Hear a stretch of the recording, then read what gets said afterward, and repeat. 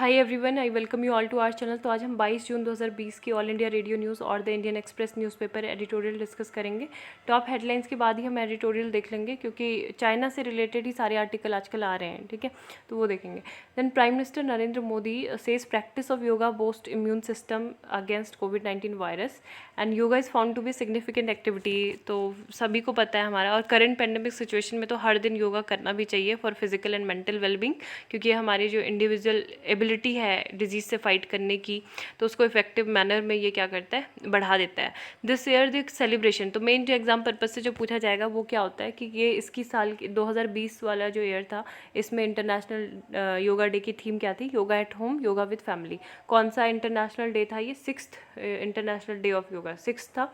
और to promote yoga my life my yoga video blogging, ठीक है। तो ये भी एक कंटेस्ट चलाया था मिनिस्ट्री ऑफ आयुष ने, आयुष मंत्रालय द्वारा, कि जो भी लोग हैं वो अपने शॉर्ट वीडियो क्लिप जो परफॉर्मिंग डिफरेंट योगासनास वो भेज सकते हैं और शेयर कर सकते हैं, ठीक है। तो उनको प्राइज़ भी दिया जाएगा।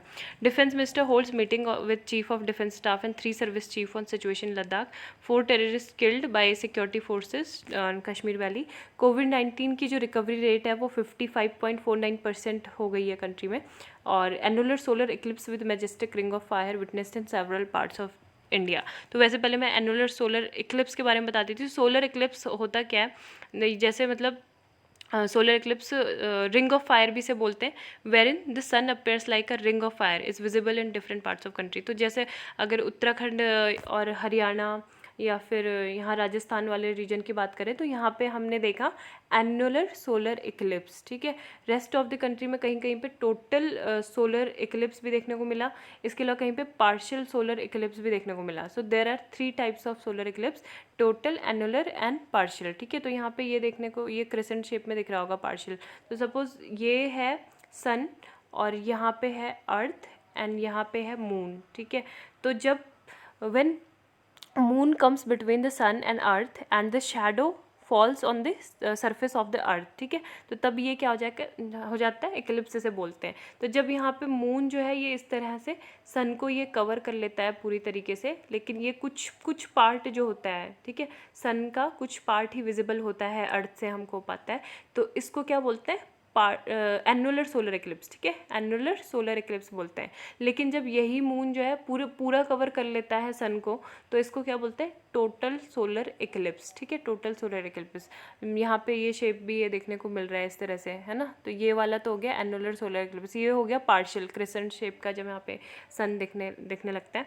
और यहाँ पे ये पता होना चाहिए कि the solar eclipse took place on the summer solstice, ठीक है। तो ये लॉन्गेस्ट डे था नॉर्दर्न हेमिस्फीयर में, 21 जून का सबसे लंबा दिन था। और हमें कैसे पता चलता है कि मतलब ये जो है इस टाइप का इक्लिप्स यहाँ पे होगा, हमें डिस्टेंस के अकॉर्डिंग ही पता चलता है, ठीक है। जो अर्थ और मून का जो डिस्टेंस होता है उस टाइम पे, वो उससे ही हमें ये पता चलता है। उसके बाद ये कि कैसे the distance between the earth and the moon is always changing, क्यों चेंज होता है, due to the egg shaped elliptical orbit of the moon, ठीक है। तो बस इतना ही इसमें इंपॉर्टेंट था। दूसरी जो चीज़ है वो आपको यहाँ पे एक मतलब क्वेश्चन फॉर्मेट में मैं पूछ लेती हूँ कि डॉक्टर वीके पॉल जी कमेटी है, वो न्यूज़ में रहती है, अभी रिसेंटली फॉर्म की गई थी, तो किस चीज़ से एसोसिएटेड है, ठीक है। तो आपको बताना है क्या ये कोविड-19 के प्रिवेंशन और कंट्रोल के लिए है।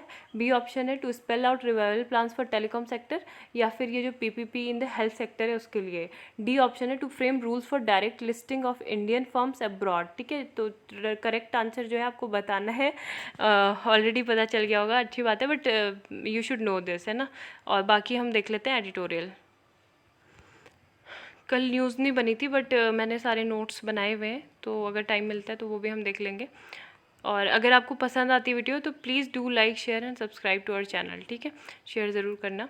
तो द एडिटोरियल पेज में हम सबसे पहला एडिटोरियल अनलाइक चाइना, तो इसमें यही बोला गया कि अभी रिसेंटली जो गवर्नमेंट ने ऑल पार्टी मीटिंग की थी और फ्राइडे को, तो उसमें काफ़ी सारा जो उन्होंने अभी रिमार्क किया था, तो उसने कन्फ्यूज़न और क्वेश्चंस मतलब सवाल खड़े किए हैं बहुत सारे, क्योंकि उन्होंने साफ साफ क्या बोला कि किसी ने भी हमारी जो इंडियन टेरिटरी है उसमें इंक्लूड नहीं किया है, nor has anyone captured military post, है ना। They didn't seem to square with the official. तो ये कह रहे हैं कि जो एस जयशंकर है हमारे एक्सटर्नल अफेयर्स मिनिस्टर, तो उनके साथ भी जो मतलब ठीक से कोऑर्डिनेशन या मिसकम्युनिकेशन मतलब हुआ है, इस वजह से उन्होंने ऐसी स्टेटमेंट दी है। क्योंकि गलवान वैली तो हमें पता है ऑलरेडी ना कि काफ़ी सारे जो है चाइना वो क्लेम कर रहा है। चाइना क्लेम क्यों कर रहा है? दैट मीन्स वो ऑलरेडी वहाँ पे कंट्रोल कर चुका है। तो इस वजह से बहुत सारे क्वेश्चंस जो हैं ये उभर कर आते हैं सामने। और सरकार को भी ये करना चाहिए कि मतलब जितनी भी पॉलिटिकल पार्टीज़ हैं और उनका मतलब सबसे क्या करें, जो उनके भी विजडम है, थॉट्स हैं, उन सब से भी बातचीत करके और एक कंसेंसस बनाना चाहिए, coming together across political and party lines. और हमारे यहाँ पे क्या है, क्योंकि इंडिया एक मतलब ओपन सोसाइटी है and it is the country the soldier who lost their lives on the night of June 16 have been given public funerals. हमने दिया है, मतलब हमने काफ़ी ज़्यादा रिकग्नाइज हम अपने मतलब जो भी हमारे देश के जवान होते हैं, शहीद होते हैं, तो उनके लिए हम करते हैं, है ना, सच्चे मन से करते हैं। लेकिन चाइना ने तो एक्नॉलेज ही नहीं किया, उन्होंने अपना ऑफिशियल डाटा बताया नहीं कि इतनों की डेथ हुई है, कुछ हुआ है ना। तो मस्ट लेस टू पब्लिक मोन इट्स ओन डेड, है ना, China refuses even to acknowledge. तो ये सारी चीज़ इसमें बोली गई है। जब से मतलब जब से ये क्राइसिस स्टार्ट हुआ है तो लीडर ऑफ अपोजिशन जो है उन्होंने भी काफ़ी ज़्यादा मतलब एडमिरेबल और मैच्योरिटी रिस्ट्रेंट दिखाया है। केवल जो अभी रिसेंटली राहुल गांधी का जो रिमार्क था, इमेच्योर रिमार्क, कि why is he hiding and surrender Modi, है ना, टारगेटिंग ऑफ द पीएम। तो ये फालतू की बातें करने से अच्छा था कि वो कुछ अपने रखते। मतलब पहले तक तो ठीक था जब वो इतना पूछ रहे थे कि गलवान वैली का कितना एरिया चाइना ने कंट्रोल किया है, प्राइम मिनिस्टर हमें बताएं। लेकिन जब इस टाइप के जो होने लगती है छीटाकशी, तो वो मतलब बिल्कुल इमेच्योरिटी हो जाती है ना, कि ये सब अभी इस टाइम पे तो मायावती और शरद पवार ये सब भी मतलब नहीं कर रहे हैं जिस तरह से कर रहे हैं, using a trouble national movement to settle political scores, है ना।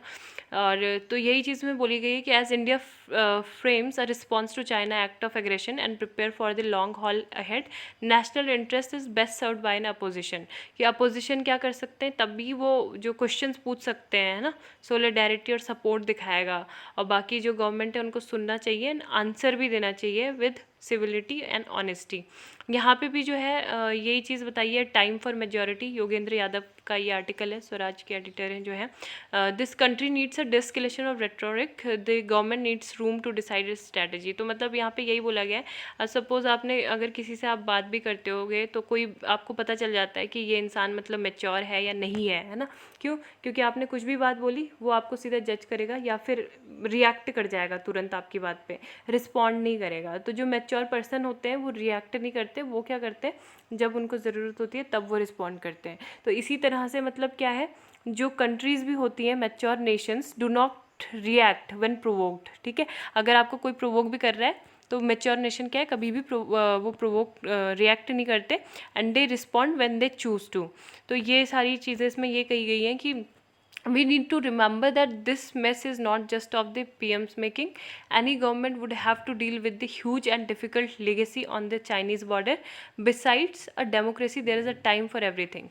There is a time for national unity, तो there is a time for political contention. मतलब ये चीज़ बोली गई है कि जल्दी से हमें किसी भी आउटकम पे जो कंक्लूजन है उस पर नहीं पहुंचना चाहिए कि हमें ऐसा कर देना चाहिए। हर चीज़ के लिए टाइम निकालना चाहिए, नेशनल यूनिटी के लिए, पॉलिटिकल कंटेंशन के लिए। Anyone who puts national interest above transit political gain would not wish to pin government down at this stage of its failure, है ना। तो यहाँ पे सरकार को क्रिटिसाइज़ करने की जगह हमें क्या करना चाहिए, उनका साथ देना चाहिए। एंड मिलिट्री और stage of its failure and certainly not to push it into a misadventure either on the military or economic front. Jingoistic nationalism is the last thing we need today. तो jingoistic nationalism होता क्या है, देखो jingoistic मतलब होता है it's a form of extreme aggressive patriotism. ठीक है, कि आपको मतलब जब बहुत ज़्यादा देशभक्ति आ गई, मतलब हद से ज़्यादा आ गई, आपको दूसरे बॉर्डर के जो लोग हैं वो बिल्कुल पसंद नहीं आ रहे, तो एग्रेशन होता है ना। और फिर इससे एक एग्रेसिव फॉरेन पॉलिसी भी इमर्ज होती है, एग्रेसिव फॉरेन पॉलिसी। तो यही जिंगोस्टिक नेशनलिज्म यही बोला गया is the last thing we need today. और यहाँ पे बोला गया है कि नेशनल फोकस जो होना चाहिए, मतलब अगर वो पूरी तरह से अगर हम एक्सटर्नल सिक्योरिटी पे ही लगा देते हैं इस टाइम पे, जब आपके कोरोना टाइम पे क्या चल रहा है, आपके हेल्थ केयर इमरजेंसी चल रही है हमारे देश में, है ना, 4 लाख के अराउंड केसेस हो गए हैं पूरी कंट्री में। 4th नंबर पे हम हैं अगर वर्ल्ड चार्ट में देखें, वर्ल्डोमीटर पे। तो यहाँ पे एक हेल्थ इमरजेंसी है, दूसरा क्या है, इकोनॉमिक क्राइसिस है। तो अगर हम मतलब पूरा ध्यान अपनी एक्सटर्नल सिक्योरिटी पे ही लगा देंगे तो काफ़ी ज़्यादा जो डिस्ट्रैक्शन है, हमारे जो नेशनल रिसोर्सेज हैं, मतलब सब क्या हो जाएगा, जो हम अफोर्ड नहीं कर सकते वो पूरा और ज़्यादा क्राइसिस यहाँ पे बढ़ जाएगी। तो हमें ये है कि सारे चीज़ों पे ध्यान देना चाहिए। Besides even if we were not facing this twin challenge, है ना, ट्विन चैलेंज यही जो अभी मैंने बताया, retaliation is not a wise move, the only thing worse than a simple minded pacifism is not headed hot headed militarism. तो ये कि अगर हम मतलब करते भी तो ऐसा नहीं करते कि हम मतलब हमें वही युद्ध करना है या कुछ ऐसा। Any attempt at military retaliation could be counter productive, ठीक है। अभी इस टाइम पे अगर हम मिलिट्री अटैक भी करते हैं, कोई रिटेलिएशन करते हैं, तो वो हमारे लिए असर नहीं करेगा, मतलब काउंटर प्रोडक्टिव होगा, हमारे लिए वो खतरा होगा। और हम साथ में जो फ्लैट फुटेड इकोनॉमिक बॉयकॉट है वो भी नहीं कर सकते, क्योंकि आपने देखा है कि बॉयकॉट करने से हमारी कंपनीज़ को, हमारे जो रिटेलर्स हैं, इंडियन रिटेलर, उनको काफ़ी नुकसान हो रहा है, चाइना के ऊपर नहीं पड़ रहा है। और रिटेलर्स जो है, क्योंकि ऑलरेडी जो चाइनीज़ प्रोडक्ट यहाँ मार्केट में है, तो हमने उनके लिए पैसा ऑलरेडी चाइना को मिल चुका है, ठीक है। तो इसलिए बाइकआउट करने का भी मतलब कोई फ़ायदा नहीं है उसका। So this is a moment to take a deep breath, think of long term strategic, diplomatic and economic options available to recover what we have lost, ठीक है। तो ये सारी चीज़ इसमें बोली गई है। नेक्स्ट जो आर्टिकल था, रिटर्निंग टू द सिटी, ये बोला गया कि जैसे जैसे इकोनॉमिक एक्टिविटी रिज्यूम्स हो रही हैं तो गवर्नमेंट को भी मतलब क्या करना चाहिए, सरकार ने अभी बोल तो दिया है कि अनलॉक अनलॉक अनलॉक, है ना, लेकिन काफ़ी सारी चीज़ों में काम करने की ज़रूरत है। जैसे जो FMCG है, फास्ट मूविंग कंज्यूमर गुड्स जो होती हैं, इसमें क्या क्या आते हैं, जैसे whether for staples, biscuits, snacks and instant noodle और सूप्स एंड सैनिटाइजर्स, है ना। तो ये इनकी काफ़ी ज़्यादा ज़रूरत होती है, हायर डिमांड में रहते हैं, चाहे लोग वर्क फ्रॉम होम कर रहे हो या फिर वर्क एट होम कर रहे हो या फिर कहीं पे भी मतलब वो काम कर रहे हो, तो उनको ये सब चीज़ें तो चाहिए ही चाहिए, है ना। तो ये सारी चीज़ बोल रही है इन इंडस्ट्री में मतलब काफ़ी ज़्यादा हायर डिमांड में है ये। For the labours to the wage premiums and lack of livelihood options back home, जैसे मनरेगा है, ठीक है। तो मनरेगा के लिए केवल 194 रुपये जो डेली वेजेस हैं वो बिहार के वर्कर्स को मिल रही है, 201 रुपये मिलते हैं यूपी के। तो ये एक पुल फैक्टर का काम कर सकते हैं। प्राइम मिनिस्टर ने अभी रिसेंटली लॉन्च किया गरीब कल्याण रोजगार अभियान, तो ये भी जो है लाइवलीहुड अपॉर्चुनिटी प्रोवाइड करने के लिए जो भी पब्लिक इंफ्रास्ट्रक्चर फोकस करता है, मतलब इसमें ना, तो इसमें क्या मिलेगा, जो रिटर्नी माइग्रेंट्स हैं और जो मतलब जो माइग्रेंट्स पॉपुलस जो स्टेट्स हैं वहाँ से ही वो आ रहे हैं, तो इसके 116 डिस्ट्रिक्ट को लिया गया है ना। स्टेट भी आपको पता होना चाहिए, छः हैं इसमें, यूपी, बिहार, झारखंड, वेस्ट बंगाल के अलावा 2 स्टेट कौन से हैं, उड़ीसा और एक है राजस्थान, ठीक है। तो यहाँ ही क्योंकि सबसे ज़्यादा जो माइग्रेंट्स हैं वो हैं, इस वजह से ये स्टेट है। तो यहाँ पे यही बोला गया है कि इनको क्या करना है, मतलब जो ये सब है, मतलब सोशल सिक्योरिटी है, ये प्रोवाइड करनी है, ठीक है, ताकि ये अपना एटलीस्ट जो बेसिक एमिनिटीज़ हैं उसका ध्यान रख सकें। माइग्रेंट लेबर ओरिजिनल से विच स्ट्रिक्ट इन्फॉर्स सोशल डिस्टेंसिंग, तो ये सारे उसका भी ध्यान रख रहे हैं, सोशल जो मास्क है, सोशल डिस्टेंसिंग है, no issuing of unreserve tickets, है ना। तो इस सब चीज़ का भी ध्यान रख रहे हैं, तो यही इसमें बोला गया है। देन फाइंडिंग वे फॉरवर्ड, तो ये भी इंडिया चाइना के रिलेशन से ही रिलेटेड है, और इसमें ये इंडिया, यही बोला गया है इसमें कि जो भी मतलब चाइना के साथ पहले भी जब 1962 में जो वॉर हुआ था उसके बाद भी LAC का जो डिस्प्यूट था वो सेटल्ड नहीं था, तो उसके बाद भी हमने काफ़ी सारे सेंसिटिविटी होने के बाद भी जो पीस एंड ट्रैंक्विलिटी से रिलेटेड एग्रीमेंट थे वो भी चाइना के साथ किए थे, और जो पीरियडिक टॉक्स थी इसमें स्पेशल रिप्रेजेंटेटिव ये सारे भी हुए थे, म्यूचुअली एक्सेप्टेड किए गए थे, है ना। लेकिन लाइन ऑफ कंट्रोल जो था वो तभी भी ऐसा ही था। अभी जो है चाइना को काफ़ी ज़्यादा प्रेशर भी आ रहा है और वो एक पॉलिटिकल मैसेज भी देना चाहता है दूसरे कंट्रीज़ को कि मतलब the concern about the origin and the handling of COVID-19 as well as US president Donald Trump calculation have only added to the pressure, है ना। तो ये चीज़ ही हुआ है इससे। And whatever be China's ambition, कोई भी एम्बिशन हो, चाहे ईस्ट चाइना सी या फिर इंडियन ओशियन में OBOR the world, India needs to take a position that suits it and address it immediately concern rather than play follow leader. तो मतलब ये चीज़ सॉरी ये चीज़ बोली गई है इसमें कि जो भी मतलब करंट पोजीशन है, इंडिया को अपना एक्शन तो लेना ही पड़ेगा इसमें, चाइना मतलब जो भी करे, लेकिन हमें अपनी क्लैरिटी होनी चाहिए कि हमें आगे क्या करना है। And India China war is neither desirable, ठीक है। तो हम अगर मतलब ध्यान से देखें तो हम नहीं चाहते कि वॉर हो कहीं से भी। No war is really possible in our times, in the coming years we might all have think more about, मतलब हम क्या अपने डोमिनेंस और पावर गेम्स की जगह पे इकोनॉमिक सर्वाइवल पे एटलीस्ट हमें ध्यान देना चाहिए, क्योंकि वॉर जो है प्रैक्टिकल सोल्यूशन है ही नहीं। और अगर वॉर प्रैक्टिकल सोल्यूशन नहीं है तो हम आगे कैसे मूव करेंगे, how do we go forward. तो यही लिखा हुआ है, to begin with we have to gauge how much China flexes its muscles to dominate and expand, और how much it prepare to engage in some symbolism. तो we want to lead the world, हमें मतलब देश को, पूरे दुनिया को हमें आगे लीड भी करना है, लेकिन इसके लिए हमें क्या करना होगा, हमारे जो सॉफ्टवेयर है, स्पोर्ट्स है, कल्चर है, इन सब में हमें क्या करना होगा, आगे ध्यान देना होगा, है ना। इसी सारी इंडस्ट्री में तो हमें आगे बढ़ना है।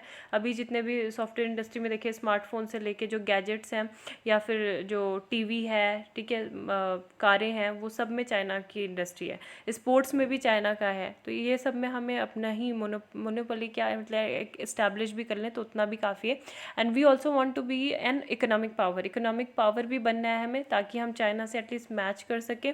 और ये क्या होगा, पॉसिबल होगा only with a lot of hard work. And we want to be a military power भी बनना है हमें, लेकिन हमें मिलिट्री पावर के लिए क्या करना होगा, जो भी हमारी स्ट्रैटेजी है वॉरफेयर की, जो ट्रेनिंग है, उसको इनोवेट करना होगा।